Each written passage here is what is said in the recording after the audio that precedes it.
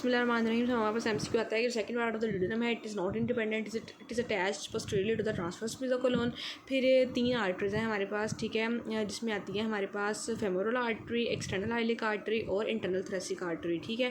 ये तीनों देती हैं एपिगैस्ट्रिक ब्रांचेस। जो सुपरफिशियल एपिगैस्ट्रिक है वो आएगी फेमोरल आर्टरी से, जो सुपीरियर एपिगैस्ट्रिक है वो आती है इंटरनल थोरेसिक आर्टरी से, और जो हमारे पास है इंफीरियर एपिगैस्ट्रिक वो आती है एक्सटर्नल आइलिक आर्टरी से, ठीक है। इसके अलावा एक एमसीक्यू आता है कि सुपीरियर मेसेंटेरिक आर्टरी कौन सी ब्रांच देती है, ठीक है, देती है हमारे पास राइट एसेसरी हिपैटिक ब्रांच, ठीक है।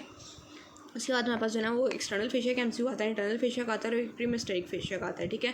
एक्सटर्नल फेशिया जो है एक्सटर्नल ऑब्लिक से बनता है, जो इंटरनल फेशिया है ये बनता है फेशिया ट्रांसवर्सली से, और जो प्रीमेस्टेरिक फेशिया है वो बनता है फ्रॉम द इंटरनल ऑब्लिक, ठीक है। तो 3 मसल्स हो गए, एक्सटर्नल ऑब्लिक, इंटरनल ऑब्लिक और साथ में यहाँ पास जो है ट्रांसवर्सलिस मसल का फेशिया ट्रांसवर्सलिस, ये तीनों हमारे पास फेशियाज देते हैं, एक्सटर्नल फेशिया, इंटरनल फेशिया और प्रीमेस्टेरिक फेशिया, ठीक है। अब हमारे पास आता है जो डायरेक्ट इंग्वाइनल हर्निया है वो आता है through the Hesselbach triangle.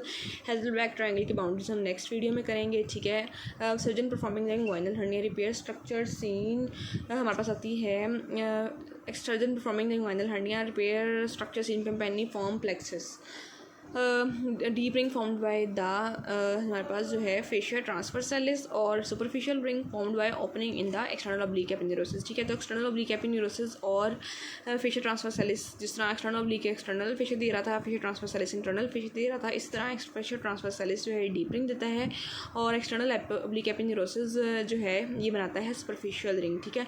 Superficial ring को एक नर्व ट्रांसफर्स करती है जिसे हम कहते हैं इलियन इंग्वाइनल नर्व। तो जब भी हर्नियोटमी या हर्नियोप्लास्टी करते हैं तो इस नर्व को प्रोटेक्ट करना होता है, which is I nerve, ilioinguinal nerve, ठीक है। Medial to the pubic tubercle हमारे पास एक एमसीक्यू आता है कि inguinal hernia above and medial to the pubic tubercle, ठीक है। तो प्यूबिक ट्यूबरकल से ऊपर और साथ में उसके मीडियली जो है वो जो होता है उसमें कहते हैं इंग्वाइनल हर्निया, ठीक है। एक फेमोरल हर्निया का एमसीक्यू आता है वो भी हम डिस्कस करेंगे, ठीक है। डायरेक्ट हर्निया जो है वो एक एमसीक्यू आता है, डायरेक्ट हर्निया और indirect hernia related to the inferior epigastric artery. Lateral आएगा तो होता है इंडायरेक्ट हर्निया, मीडियल आएगा तो होता है डायरेक्ट हर्निया, ठीक है। डायरेक्ट हर्निया के एक एमसीक्यू आता है हेज़लबैक ट्रायंगल और एक आता है लेटरल या मीडियल, तो medial to the inferior epigastric artery. फिर हमारे पास आता है inferior epigastric artery likewise lateral to the direct hernia, ये इसके ऑपोजिट, मतलब अगर डायरेक्ट हर्निया है, अगर इंफीरियर एपिगैस्ट्रिक आर्टरी का रिलेशन पूछ जाए तो लेटरल आ जाता है, ठीक है। और inferior epigastric artery is lying medial to the indirect hernia, और indirect hernia is lateral to the inferior epigastric artery, ठीक है। Femoral hernia below and lateral to the pubic tubercle, ठीक है। Above and middle to the pubic tubercle is inguinal hernia, और below and lateral to the pubic tubercle is femoral hernia. Femoral hernia descend behind the inguinal ligament in femoral sheath. Most lateral structure is gentle branch of the, इसका I think naive mnemonic है, nerve artery और when वाला होता है, ठीक है। तो nerve artery और फिर हमारे है वेन, ठीक है। तो gentle in femoral sheath most lateral structure is gentle branch of the femoral nerve, ठीक है। लेटरल स्ट्रक्चर पूछेगा तो हमारे पास जो है वो फेमोरल नर्व आती है और उसकी भी जेंटल ब्रांच आती है, फिर आती है फेमोरल आर्टरी, ठीक है। Outside femoral sheath lies the most lateral, या फिर outside femoral sheath lateral is femoral nerve, ठीक है। फिर बात आती है incisional hernia first structure come out. Incisional hernia में सबसे पहले ट्रांसवर्सलिस फेशिया बाहर आता है, ये सर्जन के लिए बहुत इंपॉर्टेंट क्वेश्चन है कि इंसिनल हर्निया में हमारे पास क्या मिलेगा, ट्रांसवर्सलिस फेशिया, ठीक है। एक हर्निया रिपेयर के दौरान जो स्ट्रक्चर आती है वो पेम्पेनिफॉर्म प्लेक्सस होती है, ठीक है, during inguinal hernia surgery repair structure seen, और एक है यहाँ पर पास ड्यूरिंग इंसिनल हर्निया यहाँ पास जो है ट्रांसवर्सलिस फेशिया रहती है, ठीक है।